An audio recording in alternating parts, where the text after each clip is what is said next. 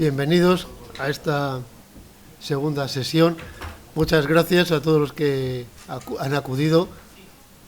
y a los organizadores, especialmente por volver a confiar en mí, en este Congreso Nacional de Archivos y Documento Electrónico. Pueden pasar al fondo, hay sitio. Este era el título de una ponencia que di hace poco, una presentación parecida a esta que di hace poco en Málaga, en las jornadas que organiza el Archivo Municipal, y he reciclado algunas de las imágenes, no el discurso, pero sí algunas de las imágenes que utilicé entonces. El archivero en un mundo imprevisible. Efectivamente, si estamos hablando del mundo digital, pues lo que caracteriza a las tecnologías de la información desde la noche de sus tiempos, no de los tiempos, es la imprevisibilidad, que son difíciles de prever por dónde van a tirar. Con lo cual, pues, nos pone en una situación en la que debemos movernos también los archiveros, de caminar en un mundo de incertidumbre. Venimos de un mundo analógico, con el cual llevábamos siglos relacionándonos y nos sentíamos bastante cómodos, y hemos pasado a un nuevo estadio, podríamos decirlo así. Si alguien añora, pues aquello de recoger, conservar y servir, que eran nuestras tres funciones, y con esto se acababa todo. La definición de la función del archivero era un poco como sacada de la Astete, ¿no? de una obra de formación religiosa. ¿Cuáles son las funciones del archivo y del archivero? Recoger, conservar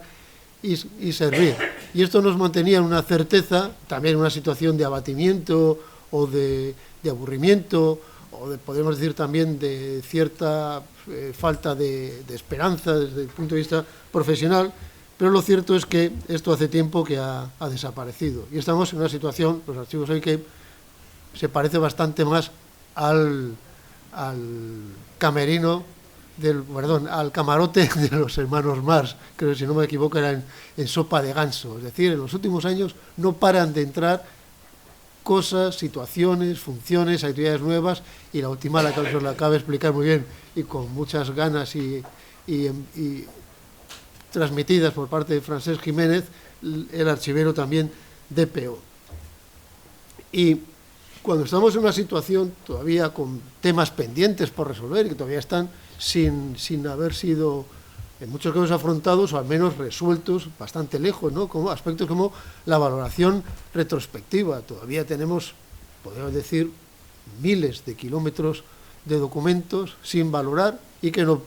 pensemos que vamos a poder conservarlos si tan siquiera en papel. Fundamentalmente por una cuestión, porque no sirven para nada, son innecesarios. Yo recuerdo cuando puse en marcha la Comisión Superior Calificadora de Documentos Administrativos, en la primera sesión se dictaminó la destrucción de cerca de 600 kilómetros de documentos solo de la Agencia Estatal de Administración Tributaria, pues que era 600 kilómetros, por lo que el Estado estaba gastando de media al año solo en guarda y custodia más de 80 millones de euros para conservar cosas que no tenían ningún valor, pero nulo, ni siquiera más que para el reciclaje. Y es una tarea que todavía tenemos que afrontar y aportar así economías de escala a nuestras organizaciones, que era un elemento que nos podrá dar un poco más de visibilidad y percibirse un poco mejor nuestra utilidad. Todavía tenemos el tratamiento de fondos acumulados, no hay más que ver la cantidad de fondos, incluso netamente históricos, es decir, incluso de antiguo régimen, que están sin tratar, más todos aquellos que, como nos los mantienen ocultos, no tanto a los archiveros, pero sí a los ciudadanos, a otros efectos como si no existiesen. Nos estamos refiriendo a los temas tan traídos últimamente de los fondos documentales sobre la guerra civil hasta nuestros días. Otro aspecto que tenemos sin resolver aún es el de los documentos electrónicos heredados. No tenemos siquiera un balance mínimamente fiable de la cantidad de información, la cantidad de documentos que hemos perdido de manera irremisible por el descontrol que ha habido en la conservación de estos documentos electrónicos. Gracias a esta confianza plena en las tecnologías, siempre pensamos, no, como si está en el ordenador, si está en soporte tecnológico, está seguro, siempre va a estar recuperable, pero nada más lejos de la realidad, porque las administraciones públicas llevan como mínimo desde los años 60, primeros 70, actuando ya sobre soportes electrónicos que han prescrito hace décadas y no sabemos qué es lo que contienen, ni si se llegaron a duplicar o no, si son datos importantes o no. Tengan en cuenta, además, que las tecnologías, ¿dónde se aplican en primer lugar y con mayor eficacia? En los aspectos críticos, como puede ser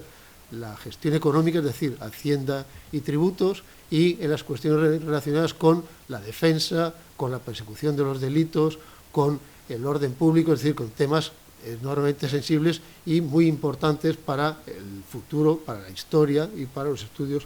sociales.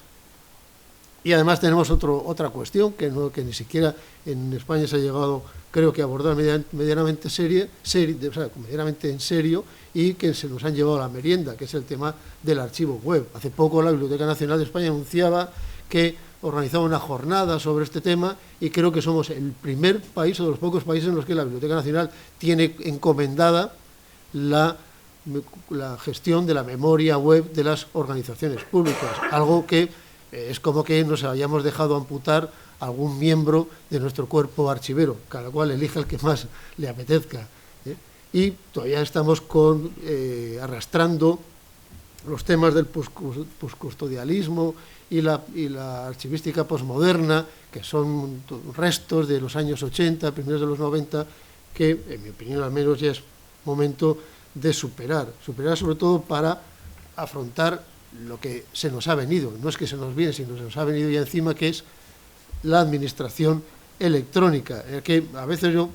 pienso que nos encontramos un poco como los fantasmitas estos del Comecocos, ¿no? Que tenemos que movernos por este laberinto, pero a la vez huyendo de que nos lleven por delante, porque es realmente el reto de todos los retos que se nos han planteado, posiblemente a lo largo de la historia de nuestra profesión. Esto, de alguna manera, nos ha permitido pasar del archivero erudito, de ese archivero anticuario, paleógrafo diplomatista, muy formado en el latín medieval, a una suerte de dinamizador, ¿no? Tenemos que somos como esa pieza clave que siempre falta, pero que muchas veces no conseguimos que la detecten. Tenemos que estar dando saltitos, ¿no? Como a veces los iconos en la pantalla del ordenador diciendo que estamos aquí, que la solución al menos pasa también por nosotros. Y esto nos ha llevado a una situación de despliegue y al mismo tiempo de multiplicación de funciones, de tareas, de conocimientos a adquirir, que nos está empezando a resultar, de alguna manera se está empezando a sobrepasar, o al menos es lo que como yo lo veo. Efectivamente, o así nos lo creemos, hemos pasado de ser ese servicio finalista que estaba al final de la cadena productiva, donde recogíamos, conservábamos y servíamos aquello que nadie deseaba, ni necesitaba, ni creía que servía para gran cosa. Hemos pasado de ahí al punto cero, al origen de la producción administrativa, al punto en el que se diseñan los procesos, se diseñan los documentos y deciden qué datos han de incorporarse, y entre ellos los datos de gestión o necesarios para la gestión, los metadatos, mejor dicho, necesarios para la gestión de los documentos. Pero todo esto es nuestro discurso, al menos el discurso que algunos venimos sosteniendo desde hace tiempo, pero ¿es cierto o nos lo queremos creer? ¿No? Porque efectivamente hay casos de éxito, los estamos viendo en esta jornada, como los vimos en las anteriores y en tantas otras a las que acudamos, en los que efectivamente el servicio de archivo y el archivero se ha convertido en un servicio transversal, que es lo que siempre hemos proclamado, que junto con las demás áreas funcionales participa en el diseño y en la gobernanza, podríamos decir, de esta administración electrónica. Pero la realidad es que hay cuestiones de las que no nos terminamos de desprender, viejas concreciones de las que no nos quitamos de encima y que nos dificultan enormemente llegar a adquirir esa visibilidad y adquirir plenamente, con pleno derecho, esa posición. La primera es la adscripción organizacional. La inmensa mayoría de los archivos, de los servicios de archivo, de los sistemas archivísticos, aunque en las leyes más avanzadas se llamen de archivo y gestión documental, de archivos y gestión de documentos, siguen estando ancladas, porque ya no se puede decir adscritas, sino ancladas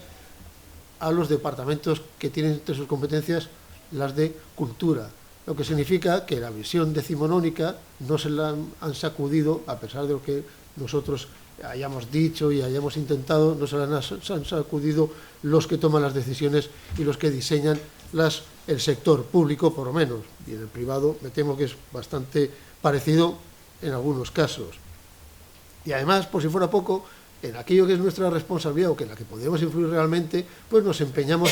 en darles la razón. No hay más que ver los procesos selectivos que convocan nuestras administraciones públicas para reconocer los temarios del siglo XIX. Seguimos anclados ya no en el mundo analógico, seguimos anclados en el proyecto nacional de los grandes archivos posteriores a la Revolución Francesa. Y desde luego, ¿cuál es la primera consecuencia de esto? Es que, con independencia de la valía personal de quienes consiguen acceder a un puesto de trabajo en la función pública, el tiempo de adaptación al puesto de trabajo es tan largo, es tan costoso en términos de tiempo y en términos económicos, que la posibilidad de resultar útil o de aparecerlo como cualquier otro profesional a nuestras administraciones, a nuestras organizaciones, se reduce notablemente. Y esto lo hemos pasado todos, ya no es una cuestión teórica ni una observación, sino es una experiencia personal. Pero lo triste de todo esto es que 40 años después de haber pasado por eso, compruebas que no ha variado prácticamente en nada, que son muy pocas las organizaciones que buscan perfiles profesionales adecuados a aquello para lo que se demanda. Pero podemos decir, no, pero es que los archivos también tienen la obligación de preservar el patrimonio histórico, de conservar los fondos históricos. Sí, efectivamente, pero ¿para qué instituciones o organizaciones se solicitan la mayor parte de las plazas convocadas en el sector público? Son para ministerios, para consejerías, no para los archivos nacionales, no para los archivos regionales en el sentido histórico, sino para la gestión documental. Entonces, pues está muy bien que alguien pueda ocupar un lugar destacadísimo con sus habilidades en latín como lengua extranjera en la última prueba de las oposiciones, pero luego tiene que trasladarse a un entorno en el que las habilidades que esperan de él son otras muy distintas. Y esto además está produciendo una ruptura cada día más insalvable, más descorazonadora entre lo que se enseña en las universidades y lo que se demanda en las oposiciones. Y también esto lleva pues, a ahondar más en la indefinición de los perfiles profesionales. En algún momento quizá funcionó lo del archivero todoterreno, sobre todo muy personaje o perfil típico de las pequeñas administraciones, sobre todo de la administración local, pero cada vez se demanda con mayor claridad perfiles distintos en función de lo que se va a hacer, de lo que se va a trabajar o de los entornos, pero desde luego que un solo perfil profesional no es suficiente para dar respuesta a las demandas de ese entorno en el que nos desempeñamos. Y al final es que seguimos enredados, no solo nosotros, sino toda la sociedad a la que servimos y las administraciones o las organizaciones en las que trabajamos, seguimos enredados en el mundo analógico. Y no lo siento, vamos, he querido deliberadamente hacer de abogado del diablo en función de la mesa redonda que va a venir a continuación, para poner, aunque sea en entredicho, viejas creencias o constataciones nuestras, y sobre todo para ver si, más que tomar conciencia, se empieza a actuar de una manera un poco más decidida. Porque la transformación digital no significa hacer lo mismo, pero por otros medios. Eso es una visión absolutamente errónea. Es lo que fue el tema de hace 2 años de este NADE, lo que conocemos como el ecosistema digital. ¿Y esto qué significa? Pues que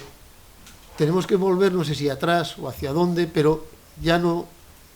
el documento no es el centro de nuestra actividad, ni es el documento de la preocupación, ni de tratamiento por parte de la administración digital o del ecosistema digital, sino que pasamos a esa base de nuevo, siempre típicamente las representaciones que se hacen gráficas de los datos, información, conocimiento, como 3 escalas. En la información los datos siempre se ubican en la base, luego los datos tratados forman parte de la información, y la información procesada constituye el conocimiento. Pues bien, con independencia de todo esto, el entorno tecnológico, el entorno digital, lo que procesa fundamentalmente son datos. Y los documentos que han sido tradicional objeto de nuestra atención y que adjetivan nuestra actividad, pues se habla de gestión de documentos, no se habla de gestión de información, de gestión de datos, ya no es la realidad con la que nos estamos enfrentando y que nos vamos a enfrentar cada vez más en el futuro. Porque los documentos, es algo que creo que más o menos podemos estar de acuerdo, los documentos solamente en el mundo digital se crean cuando son necesarios, imprescindibles o no hay otro remedio, fundamentalmente cuando hay que comunicárselo a alguien que no procesa datos, por ejemplo, al ciudadano. Pero esos documentos no existen, no se han creado, sino que son datos vinculados, englobados por una firma electrónica que les da autenticidad y que en cualquier momento, y con una vinculación, en cualquier momento se pueden reproducir, se pueden reconstruir, se pueden editar y se pueden representar. Pero las organizaciones digitales no necesitan tanto gestionar documentos, aunque lo que sea en sí, sobre todo gestionar datos. Y ahora nuestro nuevo, no nuevo porque lo sea en sí, sino para nosotros como objeto de atención, son los datos fundamentalmente y las bases de datos donde estos datos se generan. Y el reto no es tanto si los documentos electrónicos que nos empeñamos a seguir definiendo cumplen con las 4 condiciones clásicas, sino fundamentalmente si podemos tener capacidad de controlar o de influir para que las bases de datos cumplan con las condiciones que las hagan inalterables, que las hagan auténticas, que las hagan íntegras o permitan comprobar su integridad y su fiabilidad. Porque no tiene sentido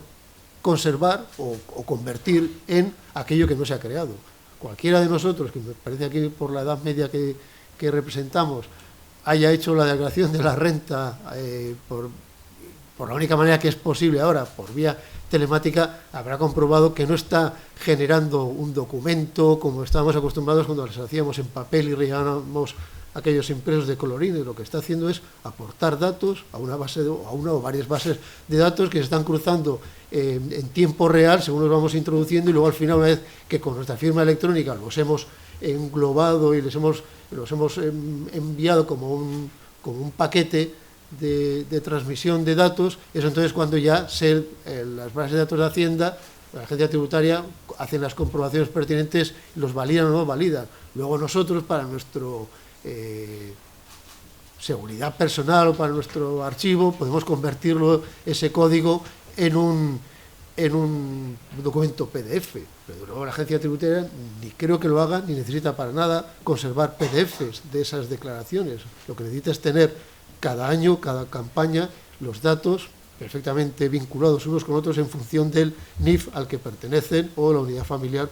representada por un NIF a la que pertenecen. Pues esto es el entorno en el que ahora nos vamos a tener y nos estamos moviendo cada vez más, con un mundo que no termina de serlo, pero que camina de ser un entorno docucéntrico, el de la administración, a ser un entorno fundamentalmente datacéntrico. Y eso combinado con todas las tareas pendientes que tenemos de antes y con la continuidad necesaria con el pasado, es decir, con el mundo analógico, con el mundo de los documentos. ¿Cómo lo resolvamos? Todavía creo que está por hacerse. Es un reto apasionante, pero habrá que encontrar la forma de hallar la continuidad entre el mundo del analógico de los documentos y el mundo de los datos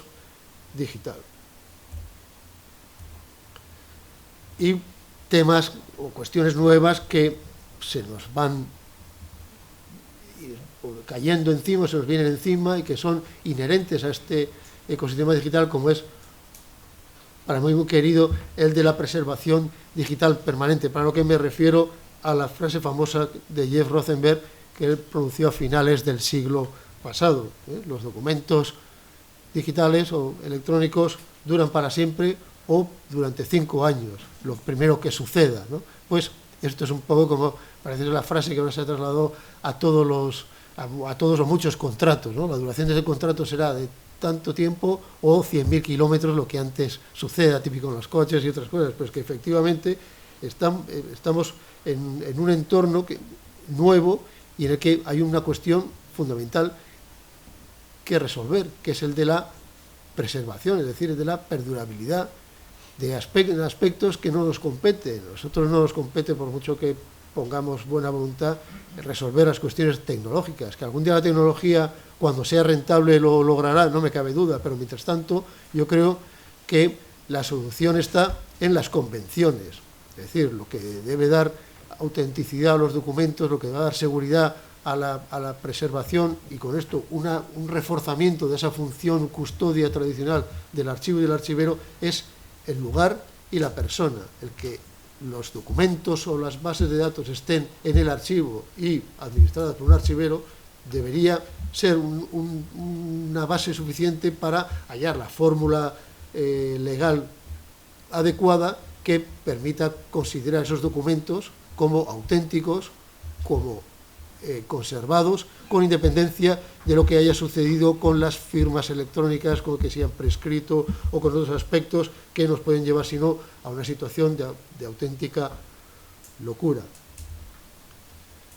Y encima nos empeñamos en echarnos unas cosas encima, como esto tan de moda últimamente, y hay alguna persona que seguramente que de los que estoy viendo no está en absoluto de acuerdo, pues es el promotor de aquel movimiento de archivar el momento. ¿Estamos seguros que es función nuestra archivar el momento? O sea, hacer de documentalistas o influir en lo que se ha de conservar de aquello que ya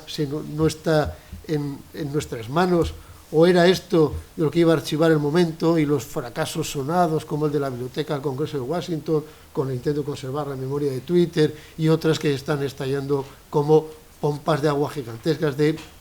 lo que sucede cuando uno se desvía de los objetivos razonables de la conservación de algo que de partida es inconservable. Inconservable porque fundamentalmente llegamos a producir incluso más de 80.000 veces lo que somos capaces de conservar. Por ejemplo, el acelerador de hadrones del CERN en Suiza tiene la capacidad de conservar al día